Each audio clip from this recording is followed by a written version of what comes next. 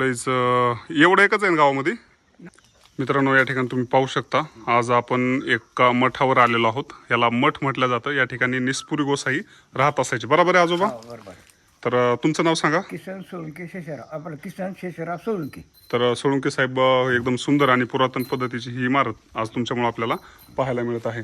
तर तुमचं नाव काय आहे दादा? केशव जाधव. तर हे जाधव साहेब आणि सोळंके साहेब मित्रांनो या ठिकाणी आज आपण आलेलो आहोत. तर पाहू शकता एकदम सुंदर पद्धतीची कमान आपल्याला सुरुवातीला दिसते.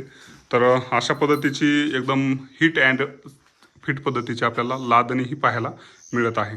तर मित्रांनो केसापुरी गावामधील हा एक दुर्लक्षित पद्धतीचा वारसा आपल्याला म्हणता येईल अशा पद्धतीनं एक मठ पाहायला मिळत आहे. तर मित्रांनो कमानीतून आतमध्ये आल्याच्या नंतर आपण पाहू शकता आतमध्ये एक पिंपळाचं झाड आहे. मठ. अरे बापरे डुकरं. हां. तर या ठिकाणी मित्रांनो आपल्याला हे इथून झड लादण्यात बघा. हे सगळे लाद नाहीत. लादण्यात बापरे. ह्या कडच्याकडे ही पडली बघा. इकडल्या साईडची पडली सगळी. पडली. तर मित्रांनो आता आपण थोडंसं आतमध्ये जाणार आहोत. बघूयात नेमकं कशा पद्धतीचं बांधकाम आहे. तर इथं आपल्याला ही काय दिसायलंय? ही मूर्ती आहे. अच्छा ही समाधी आहे. हा, ही समाधी आहे. हे पलीकडलं पण ते बुरुज वगैरे. ते बुरुज आहे. बापरे ते बुरुज आहे, ते बुरुज आहे.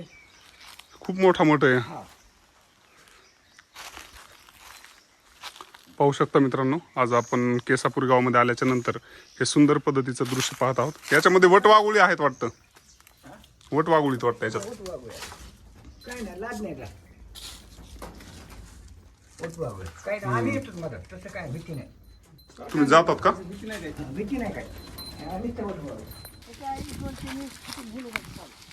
हा काय म्हणलात? अच्छा त्या शासकीय अधिकाऱ्यांनी का?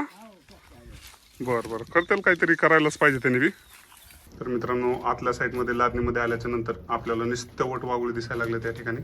आणि बघू शकता लादणी कसली जबरदस्त पद्धतीनं बांधलेली आहे. आणि या सुंदर लादणीमध्ये मित्रांनो आज आपण आलेलो आहोत. तर अशा किती लादण्या असतील आजोबा इथं?